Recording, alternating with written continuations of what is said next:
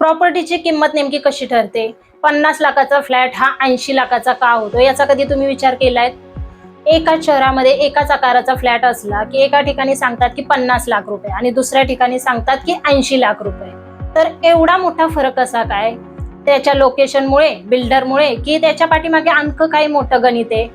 तर हे कोणतं गणित हे आजच्या व्हिडिओमधून आपण जाणून घेणार आहोत आणि याच्यावरती तुम्हाला मी विस्तारमध्ये सांगणार आहे की हा फरक कसा काय होतो. प्रॉपर्टीची खरी व्हॅल्यू कशी ओळखायची हे मी तुम्हाला उदाहरणांसहित सांगणार आहे. तर फ्लॅट फक्त सुंदर आहे का हा प्रश्न तुम्हाला पडणार नाहीये, तर हा फ्लॅट त्या किमतीचा आहे का हा प्रश्न तुम्हाला या व्हिडिओ नंतर नक्कीच पडेल. म्हणून हा व्हिडिओ तुम्ही शेवटपर्यंत नक्की बघा. नमस्कार, मी विशाखा पवार आणि तुम्ही बघत आहात नव्या युगाचा मंत्र.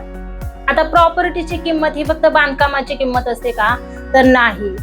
समजा एखाद्या बिल्डरने कन्स्ट्रक्शन कॉस्ट ही 2500 प्रति स्क्वेअर फूट ठेवली आणि कार्पेट एरिया जर 800 स्क्वेअर फूट असेल तर 800 गुणिले 2500 करा, किती होत आहेत?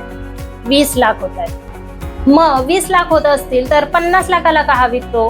कारण बिल्डरची फक्त कन्स्ट्रक्शन कॉस्ट म्हणजेच बांधकामाची किंमत नसते, त्याला जमिनीची कॉस्ट पण द्यावी लागते, म्हणजे लँड कॉस्ट पण द्यावी लागते. त्याच्यामध्ये काय येतं?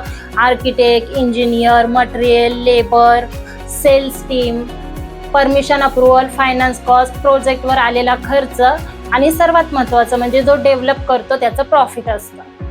म्हणजेच विक्रीची किंमत बरोबर प्रोजेक्टवर आलेला खर्च प्लस डेव्हलप करणाऱ्याचा नफा प्लस बाजारातील परिस्थितीचा परिणाम असतो.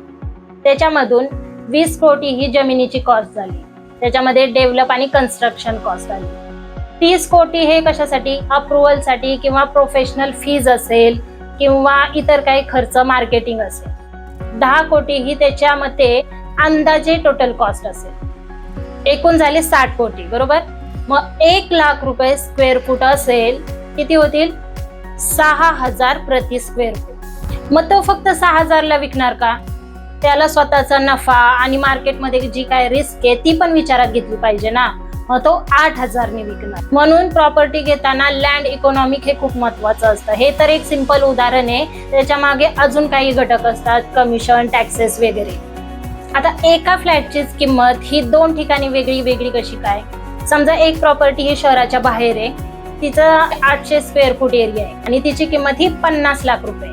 आणि दुसरी प्रॉपर्टी आहे ती एकदम चांगल्या ठिकाणी, एकदम स्थापित एरिया येतो, मग तिथे पण 800 स्क्वेअर फूट आहे आणि तिची किंमत 80 लाख रुपये. मग हा जो 30 लाखाचा फरक आहे तो कसा काय? मग विकत घेणारा तो फक्त फ्लॅट विकत घेत नाही, तर तिथलं जे लोकेशन आहे, आजूबाजूला कोणती सोयी सुविधा आहेत, कोणती पायाभूत सुविधा आहेत, दळणवळणाची सुविधा आहेत, त्या जागेला मागणी किती आहे आणि भविष्यामध्ये त्याची काय डिमांड असेल, काय मागणी असेल, ह्या सगळ्यांची मिळून तो कॉस्ट देत असतो. म्हणून अशा लोकेशन मध्ये प्रॉपर्टी घ्यायला लोक तयार होतात आणि यालाच डिमांड प्रीमियम असे म्हणतात. पण इथेच एक ट्रॅप आहे, लक्षात ठेवा. फक्त मेट्रो हा शब्द ऐकून तुम्ही तिथे प्रॉपर्टी खरेदी करू नका. कारण समजा एखाद्या डेव्हलपरनी तुम्हाला सांगितलं की इथे पुढील 3 वर्षामध्ये स्टेशन होणार आहे, मेट्रो स्टेशन होणार आहे आणि आता त्याचे रेट हे 7000 रुपये आहे प्रॉपर्टीचे आणि पुढे नंतर 12000 होणार आहे. तर तुम्हाला खरंच प्रश्न पडला पाहिजे की या मेट्रोला अप्रुव्हल मिळालाय का किंवा हे काम सुरू झालंय का? जर इथून स्टेशन किती नेमकं लांब आहे किंवा किती अंतरावरती ही प्रॉपर्टी आहे मेट्रो पासून, त्याची टाइमलाईन काय आहे, ह्या सगळ्या गोष्टी तुम्ही त्या डेव्हलपरला विचारा. ही जी प्राइस तुम्हाला सांगितली आहे ती त्याच्यामध्ये समाविष्ट आहे का, पहिलीच समाविष्ट आहे का हे पहिलं बघा आणि त्याच्यानंतर मग प्रॉपर्टी खरेदी करा. कार्पेट एरिया आणि सुपर बिल्डअप या दोघांमध्ये मोठा फरक काय आहे? एक उदाहरण देऊन सांगते तुम्हाला. समजा एखादा बिल्डर बोलला की फ्लॅट हा 1200 स्क्वेअर फूट आहे, पण त्याच्यानंतर तुम्हाला समजलं की कार्पेट एरिया फक्त 800 स्क्वेअर फूटचा आहे, बाकीच्या एरियामध्ये वॉल्स आणि काही कॉमन एरियाचा समावेश आहे. मग किंमत जर समजा 96 लाख आहे, मग 96 लाख भागिले 1200 करा, मग किती होत आहे?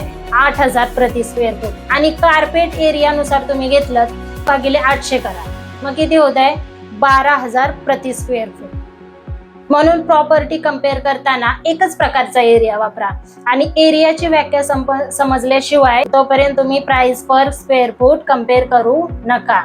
रेंटल यील्ड म्हणजे काय? म्हणजे तुमची जी प्रॉपर्टी असते ना तिच्या एकूण किमतीवरती तुम्हाला एक वार्षिक भाडं मिळतं काही टक्क्यांनी, त्यालाच रेंटल इल्ड म्हणतात. एक उदाहरण देऊन सांगते. समजा तुमच्याकडे 1 कोटीचा फ्लॅट आहे, ठीक आहे, तर त्या 1 कोटीच्या फ्लॅटमध्ये तुम्हाला 25,000नी दर महिन्याला रेंट भेटतं. मग 25,000 गुणिले 12 करा, म्हणजे वर्षाचे उत्पन्न हे तुमचे भाडं हे 3 लाख झालं. मग 3 लाख भागिले 1 कोटी जी प्राइस होती ती 1 कोटी गुणिले 100, मग किती होतात? 3% होतात. मग वार्षिक तुम्हाला भाडं जे मिळतं ते 3% मिळतं. आणि दुसरी एक प्रॉपर्टी आहे, ती 75 लाखाची प्रॉपर्टी आहे, तिला पण महिन्याला 25,000 रुपये भाडं मिळतं आणि अॅन्युअल रेंट हे त्याचं 3 लाख होतं. किती होत आहेत? 4%. मग दुसरी जी प्रॉपर्टी आहे ती कमी किमतीची असून पण तिचं रेंटल इल्ड हे जास्त आहे, म्हणजे 3%च्या ऐवजी 4% आहे. याचा अर्थ ती निश्चितपणे चांगली इन्व्हेस्टमेंट आहे असं नाही. हा एक अत्यंत महत्वाचा कंपॅरिझन पॉइंट आहे. आता आपण ॲप्रिसिएशन बघूया. ॲप्रिसिएशन म्हणजे काय? तुमच्या प्रॉपर्टीची किंमत ही हळूहळू वाढत जाते. आता तुम्ही समजा 60 लाखाला प्रॉपर्टी घेतली आहे, तर 5 वर्षांनी ती 90 लाखाला झाली. मग कितीचा फायदा झाला? 30 लाखाचा. हे ऐकायला खूप छान वाटतंय, पण पुढच्या 5 वर्षामध्ये अॅन्युअल रिटर्न किती झाला? 60 लाख ते 90 लाख, म्हणजे 50% वाढ. पण 5 वर्षामध्ये अॅन्युअल रिटर्न 50% हा नसतो. CAGRच्या आसपास पाहिलं तर हा रिटर्न फक्त 8.4 प्रतिवर्ष असतो. म्हणून प्रॉपर्टी 50%ने वाढली म्हणून हे ऐकून लगेच प्रभावित होऊ नका आणि प्रॉपर्टी खरेदी करू नका. होम लोन केल्यावरती गणित बदलतं. ते कसं काय? समजा 80 लाखाचा तुम्ही फ्लॅट घेतला आणि त्याला 20 लाख रुपये डाऊन पेमेंट दिलं आणि बाकी उरलेले 60 लाखाचं लोन केलं. मग आता तुमच्याकडे 80 लाखाची प्रॉपर्टी आहे, मग फक्त इन्व्हेस्टमेंट ही 20 लाखाची नाहीये, तर जे लोन घेतलंय त्याचं इंटरेस्ट तुम्हाला द्यायचं आहे, बरोबर ना? आणि अनेक वर्षाच्या कालावधीमध्ये जर तुमच्या इंटरेस्टचा खर्च वाढला तर तुमच्याकडे असणाऱ्या प्रॉपर्टीची कॉस्ट ही आणि त्याच्या संबंधित इतर खर्च असं सगळं मिळून मग 80 लाख राहत नाहीत. म्हणून प्रॉपर्टी इन्व्हेस्टमेंट करताना खरेदी किंमत, व्यवहार खर्च, कर्जाचा खर्च आणि देखभालचा खर्च या संपूर्ण गोष्टी लक्षात घेऊन मग तुम्ही प्रॉपर्टी घ्या. अंडर व्हॅल्यूड प्रॉपर्टी म्हणजे काय? समजा एखाद्या एरियामध्ये समान प्रकारच्याच प्रॉपर्टी ह्या विकल्या जातात, त्या 10,000 स्क्वेअर फूटनी विकल्या जातात आणि त्यातून एखादी प्रॉपर्टी ही 8,500 स्क्वेअर फूटनी विकली जाते, तर मग ती अंडर व्हॅल्यूड आहे का? तर नाही. तुम्हाला काही गोष्टी तपासल्या पाहिजे. मग ती स्वस्त का आहे? ती बिल्डिंग जुनी आहे का? किंवा त्याच्यावरती काही लिगल इश्यू आहे का? तिला ऍक्सेस खराब आहेत का? सेलर हा अर्जंटमध्ये सेल करतोय का? किंवा डॉक्युमेंट्समध्ये काही समस्या आहे का?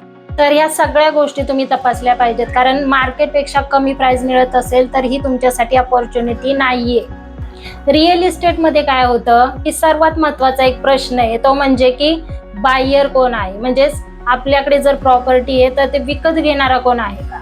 समजा आज तुम्ही 2 कोटींचा लक्झरी फ्लॅट घेतला आणि उद्या त्याची किंमत ही 3 कोटींवरती जाणार आहे, पण त्या एरियामध्ये 3 कोटीमध्ये विकत घेणारा असा बायर कोणच नाही.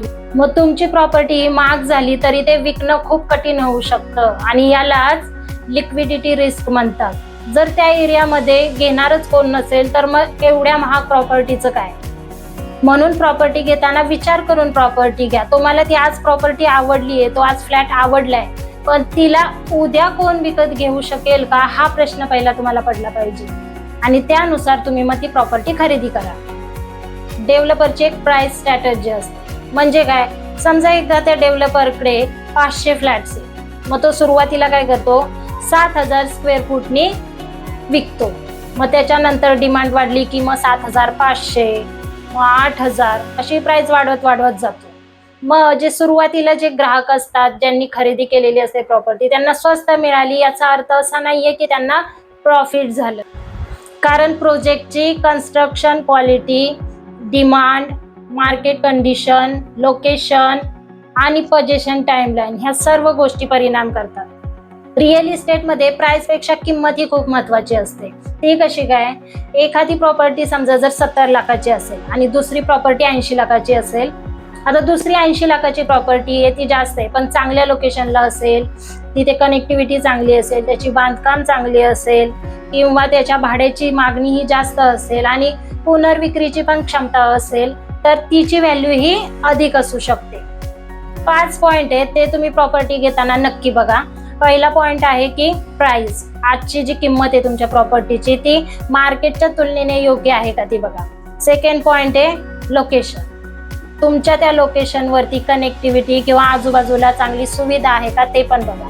तिसरा आहे डिमांड, आज आणि भविष्यात पण त्या प्रॉपर्टीला डिमांड किती आहे किंवा कोणाकडून येणार आहे हे पण नक्की बघा. चौथा आहे कॅश फ्लो, जर तुम्हाला रेंटवरती द्यायचं असेल तर त्याचं रेंटल एल्ड हे किती येणार आहे हे पण नक्की बघा. आणि पाचवा आहे लिक्विडिटी, जर तुम्हाला उद्या ही प्रॉपर्टी विकायची वेळ आली तर त्याला विकत घेणारं कोण मिळेल की नाही, बायर मिळेल की नाही हे पण बघा. जर या 5 प्रश्नांची उत्तरं मजबूत असतील, तुमच्याकडे याची उत्तरं असतील, तर तुम्ही याला इन्व्हेस्टमेंट माइंडसेटनी बघू शकता.